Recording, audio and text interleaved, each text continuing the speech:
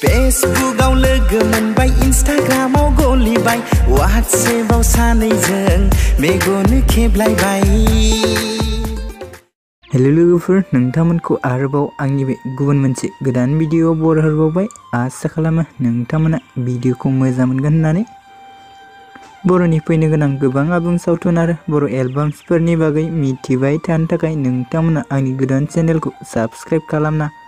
खाथियाव थानाय बेलनि आइकनखौबो अल प्रेस खालामना लाबानो जाबाय दे लोगोफोर जाहाथे आंनि गोदान भिडिअनि नटिफिकेशनफोरा नोंथांनियाव थाबैनो सौहैयो लोगोफोर भिडिअफोरा गोरोन्थिफोर जालांब्ला नोंथांमोनखौ निमाहा होगोन होनना आसा खालामनाय थाबाय सो लोगोफोर आं दिनै मोनसे अफिशियेल मिउजिक भिडिअ टिजारनि बागै आपडेट लानानै फैदों दे लोगोफोर एक्चुअली लोगोफोर बे अफिशियेल मिउजिक भिडिअनि टिजारखौ दिब्या प्रोडक्शन चेनेलाव आपलोड खालामदों दे लोगोफोर सो लोगोफोर बे अफिशियेल मिउजिक भिडिअ टिजारनि टाइटेलानो जाहैबाय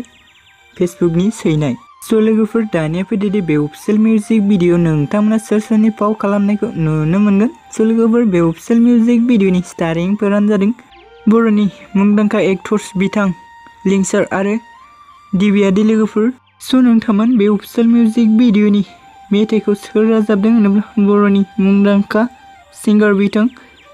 जेसि नार्जारि दे लोगोफोर एक्चुअली नोंथांमोन बे अफिशियेल मिउजिक भिडिअनि डाइरेक्शन एन्ड सिनेमेट'ग्राफिखौ बिग्राय बसुमतारिया खालामदों दे लोगोफोर प्रडिउसार दिब्या खाख्लारि दे लोगोफोर सो नोंथांमोन भिडिअखौ बेखिनिसिम नायनायनि थाखाय रोजा रोजा साबायखर थाबाय दे गोजोन्थों।